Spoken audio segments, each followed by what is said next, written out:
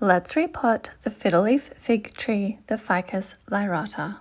I have had this plant for over 2 years now, and she is definitely due for a repot. As a general rule, you should be repotting your houseplants every 2 to 3 years. You will know it is time to repot your plant if you see the roots starting to circle the top of the pot. Another clue is if there are roots coming out the bottom of your drainage holes. There are 2 main reasons to repot houseplants. The first reason is so that they have more space to grow. The second reason is to add in a fresh potting medium. Soil does degrade over time. You need to be adding in a fresh, nutrient-rich indoor mix every few years. When repotting, you want to go up a pot size which is 2 to 4 inches bigger than your current pot. Alternatively, you can trim the roots for a smaller root ball, but I am not going to do that today. For your pot, you must use one that has drainage holes. I always recommend using a nursery pot or a grower's pot. These pots are fairly cheap and accessible. They make the repotting process a lot easier, and you can also slide them directly into your decorative planter. The fiddle leaf fig grows best in a well-draining soil. I am combining 2 together. One is an indoor plant potting mix and the second is for arrowheads. Together they make a well-draining and nutrient-dense potting medium. This way I shouldn't have any issues with root rot. Now, if you store your soil correctly, you can repot using gloves. However, for your own safety, if your soil has been left somewhere that is hot or damp, I recommend wearing a face mask. Actually, I recommend throwing it out as excess moisture can lead to mold or mildew. It is also now more likely to have plant pests such as fungus gnats or mites. Either way, you don't want to be bringing pests into your home.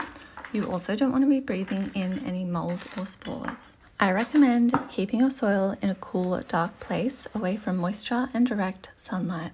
Now let's get back to the repot. To prepare your pot, add a fresh layer of potting mix to the bottom of your planter. To free your ficus, you want to gently press on the sides of your pot. Using a malleable nursery pot makes this process a lot easier. You can see that it was definitely time for a repot. The roots are quite root bound and there's also a lot of soil degradation. As I mentioned earlier, you can trim the root ball. I'm not going to do that though because I want this plant to continue to grow bigger. I am going in with a chopstick though, just to gently loosen up some of the roots. Now that she's no longer root bound, I'm going to go in with my fresh potting medium and add it to the sides and the top of my root ball. Depending on the size of your plant, you can go in using a trowel, grab handfuls of potting mix with a gloved hand, or just pick up your whole bag and pour it on top.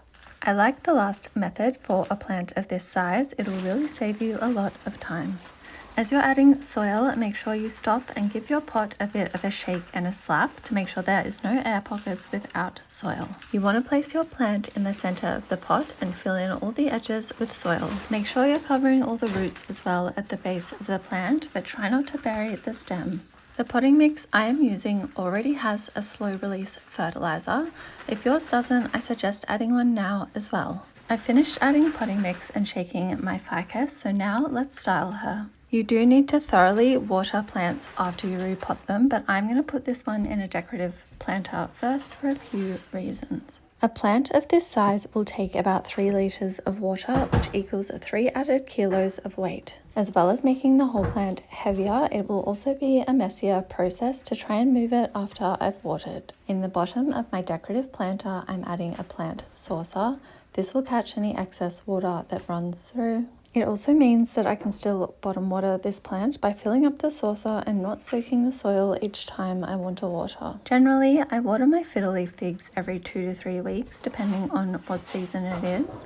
This plant is prone to root rot, so you definitely don't want to overwater them. I find it's best to learn the signs of when your plant is thirsty instead of sticking to a schedule. On the Ficus lyrata, generally the leaves will start to droop and point down when the plant is thirsty. You can also stick your finger down into the soil to feel if it is damp or dry before you go in with the watering can. Now my plant is repotted and in her new decorative planter and saucer, I'm going to water her thoroughly. Whenever you repot a plant, no matter the variety, you want to water it deeply right away, as this helps to stop transplant shock. Before going in with some neem oil on the leaves, I'm going to do a little quick cleanup. I'm tying the top of each of my bags, and I'm also going to place them in an airtight container and then put this container in my garage. Now, I have over 100 houseplants, so soil doesn't last long in my home as I'm always repotting my plants. It is important to note that potting mix does not last that long, even if stored correctly. Once you open a bag, you've only really got 6 to 12 months to use it before you start losing nutrients. You can store soil in a freezer to kill any pests and extend its life, but I don't know anyone that wants to have soil in their freezer. Now, let's move on to neem oil and its benefits. Neem oil is a versatile natural pesticide derived from the neem tree, which offers numerous benefits for your houseplants. It is bee-friendly, pet-friendly, and person-friendly, and is also organic and biodegradable. I use it as a pest prevention and spray it on my plants monthly. It is super effective against a wide range of pests, including mealybugs and mites. This works so well because it targets pests at various life stages, from eggs to adults. This means it can help stop an infestation in its tracks. As well as preventing pests, neem oil is also a fungal fighter. It helps control fungal diseases like powdery mildew and black spot. It also prevents fungal spores from germinating. Now you know why to use neem oil, let's talk about how to. You can buy pre-diluted neem oil, or you may need to dilute it yourself with water according to the product instructions. Once diluted, you can spray it on your plant, ensuring to get the stems, the front and the back of your leaves.